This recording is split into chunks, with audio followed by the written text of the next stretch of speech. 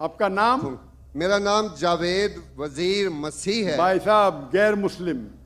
और मैं मज़ाहिब का तालिब इल्म हूँ और आपका बहुत बड़ा फ़ैन हूँ।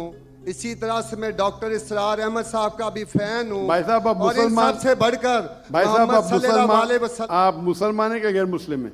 जी मैं क्रिश्चियन हूँ। जी हाँ, जी जी हाँ, पूछ सकते हैं। मैं आखिरी नबी मोहम्मद सल्लल्लाहु अलैहि वसल्लम का भी बहुत बड़ा फ़ैन और फॉलोअर हूँ।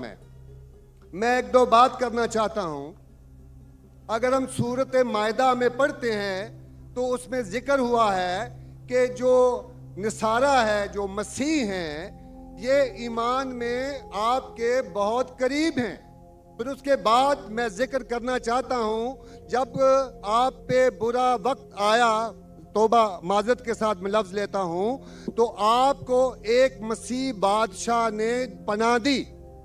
उसके बाद मैं ये देखता हूँ कि हजूर सल्लल्लाहु अलैहि वसल्लम जब अपनी ज़ात में थे तो एक बेवा खातून थी जो आप रास्ते में से गुजरते थे तो आप पे वो कचरा फेंकती थी, लेकिन आप नीचे से देखते हुए मुस्कुरा के चले जाते थे। उसका क्या हुआ कि 2-3 दिन के बाद ये वाकया ख़त्म हो गया। उसके बाद आपने देखा कि ये क्यों नहीं हो रहा। जब आपने देखा कि वो बिस्तरे बीमारी पे पड़ी हुई है और आपने जाकर उनकी तीमारदारी शुरू कर दी और आपने उनको खाना दिया। उसके सवाल आ रहा हूँ ना भाई, इंटरप्ट क्यों कर रहे हो?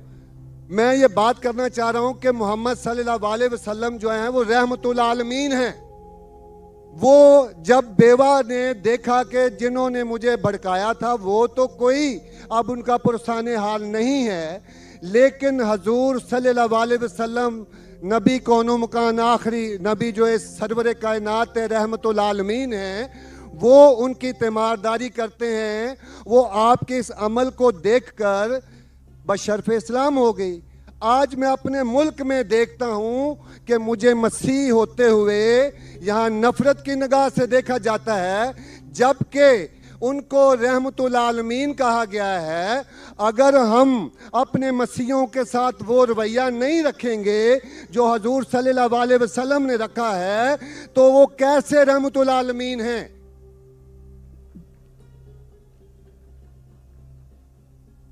जी बहुत शुक्रिया आपके सवाल का। आखिरी अल्फाज जरा।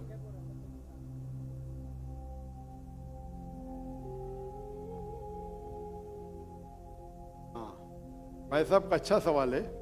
उनका नाम जावेद मसीह है और उन्हें मिसाल दी मोहम्मद सल्लल्लाहु अलैहि वसल्लम जब साहबा ने हिजरत की तो अबिसीनिया के बादशाह ने उन्हें पनाह दी और जिक्र किया एक औरत जो कचरा फेंकती थी, और वो कह रहे कि आज इस मुल्क में मुसलमान उनको नफ़रत की नज़र से देखते, अपने अल्फाज इस्तेमाल की नफ़रत की निगाह से देखते हैं। तो क्यों, जब अल्लाह के रसूल रहमतुल आलमीन हैं तो मुसलमान नफ़रत की निगाह से क्यों देखते हैं? कुरान में अल्लाह सुब्हानहू व तआला फरमाते हैं सूरह माइदा में सूरह नंबर 5 आयत नंबर 82 में कि मुसलमान के सबसे करीब वो लोग हैं जो कहते हैं कि वो क्रिश्चियन हैं। ये कुरान की आयत है कि मुस्लिम से सबसे करीब वो लोग हैं जो लोग कहते हैं मैं नसारा हूं, आई एम अ क्रिश्चियन। ये कुरान की आयत है। और कुरान में 1/3 हिस्सा 1/3 ऑफ द कुरान, तो 1/3 of the Quran is address to, मुखातिब है या अहले किताब, या अहले किताब कहो अहले किताब से, यहूद और नसारा से। तो 1/3 हिस्सा कुरान मजीद का तकरीबन अहले किताब से मुखातिब है। और आपका सवाल कि अल्लाह के रसूल रहमतुल आलमीन ने बेशक है, कुरान की आयत है सूरह अंबिया सूरह नंबर 21 आयत नंबर 107 वमा अरसलनाका इल्ला रहमतुल आलमीन, कि मोहम्मद सल्लल्लाहु अलैहि वसल्लम अल्लाह ने उन्हें रहमतुल आलमीन रहमत बना के भेजा है सारे आलम के लिए, सारे इंसानियत के लिए। वो बेशक है, उस पर कई किताब लिखी गई। अगर आपको मुसलमान नफरत से देखते हैं उसकी वजह जानना जरूरी है। मुसलमान तो दूसरे मुसलमान को नफरत से भी देखते,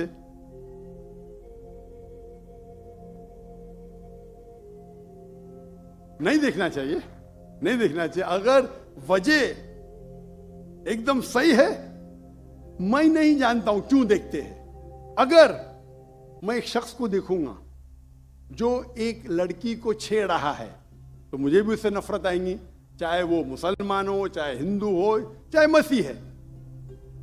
आप समझे ना?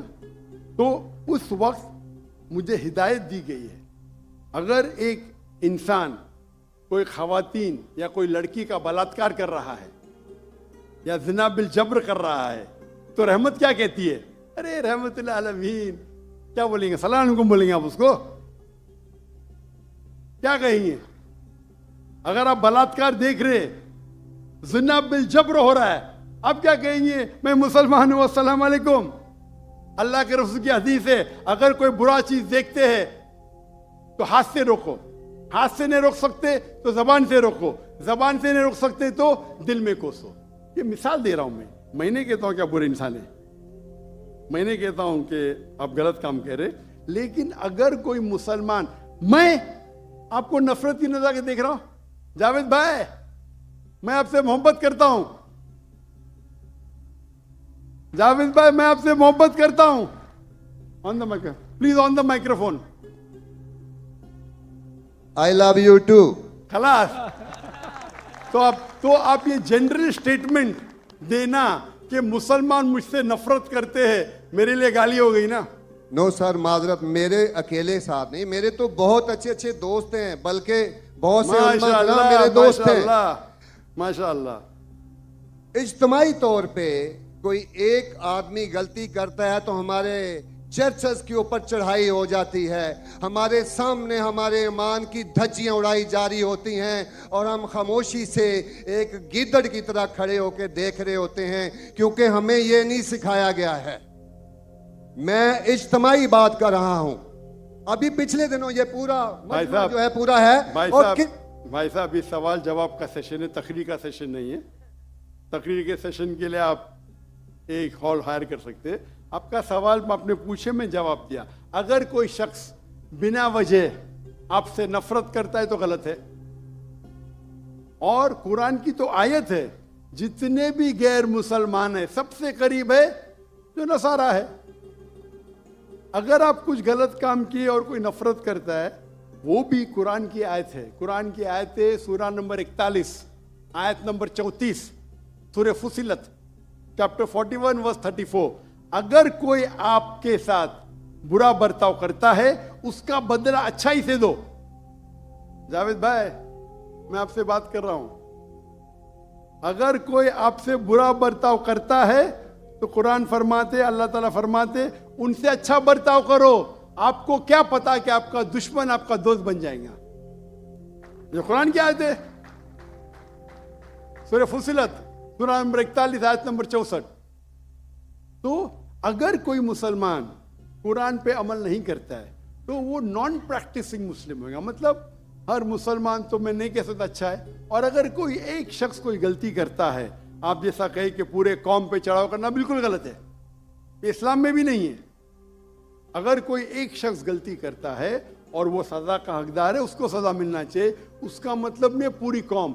इनफैक्ट अगर आप हिस्ट्री पढ़ेंगे, आप तारीख पढ़ेंगे, आप तारीख में पढ़ो, चाहे वो 6वीं सदी की हो, 7वीं सदी की हो, 8वीं सदी की हो, आप देखेंगे सबसे महफूज अगर कोई जनरल दीन को फॉलो करने, वो इस्लाम के रूल में, इस्लाम अगर रूल कर रहा है उस शहर को, तो जितने गैर मुस्लिम थे वो अपने आप को महफूज समझते थे। क्यों?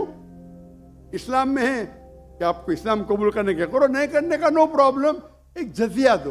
ये जजिया कुछ बड़ी अमाउंट नहीं, आपकी इनकम टैक्स से बहुत कम है। जजिया मतलब आप मानते हैं कि ठीक है आपको इस्लाम नहीं कबूल करने का, लेकिन मैं आपके अंदर पना चाहता हूं। तो जिजिया टैक्स आप देते, आप कबूल करते, और जब जिजिया टैक्स देते आपको प्रोटेक्शन मिलता है। इस्लाम में कहते हैं दिम्मी।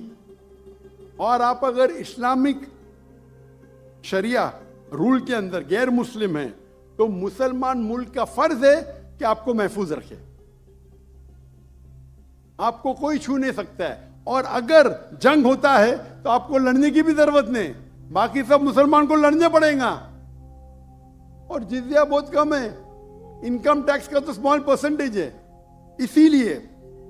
इसीलिए अगर आप हिस्ट्री पढ़ेंगे, जब सलाउद्दीन अय्यूबी ने कॉन्स्टेंटिनोपल पे हमला किया, उस वक्त जो क्रिश्चियंस थे, ईसाई मजहब में कई फिरके थे, ऑर्थोडॉक्स, प्रोटेस्टेंट्स, कैथलिक्स, खुद ईसाई लोग अपने बाकी ईसाई भाइयों से उनका कत्ल करते थे। और जब इन लोग ने कॉन्कर किया कॉन्स्टेंटिनोपल को, तो मुसलमानों पे जुल्म किया। तो जब सलाहुद्दीन अय्यूबी ने कॉन्कर किया, तो ईसाई लोग डर गए कि अभी तो हम लोग की मौत आ गई। तो उनने कहा, मैं सलाहुद्दीन अय्यूबी हूं, मैं मुसलमान हूं, आप मेरे राज में महफूज है। और इतना हिस्ट्री पढ़ेंगे आप, क्रिश्चियंस, ईसाई चाहते थे कि सलाहुद्दीन अय्यूबी रूल करे ताकि वो महफूज हो। तो अब हिस्ट्री पढ़िए। आज मुसलमान को देख के दीन को मत समझिए, कुरान को पढ़िए, हदीस को पढ़िए। और इसमें आप देखेंगे कि कुरान के अंदर किस तरीके से इज्जत दी है गैर मुसलमानों को। दावत दो, कबूल करते अच्छी बात है, नहीं कबूल करती किस पे जोर जबरदस्ती नहीं। अगर कोई इस्लामिक मुल्क में कोई भी चर्च है या टेंपल है, उसे डिस्ट्रॉय करने की इजाजत नहीं, अनलेस वो कोई फितना कर रहा है। ये सब उसूल है। वो फितना कर रहा है तो अलग बात है। तो एक इस्लामिक मुल्क में सबसे ज्यादा महफूज है मुसलमान।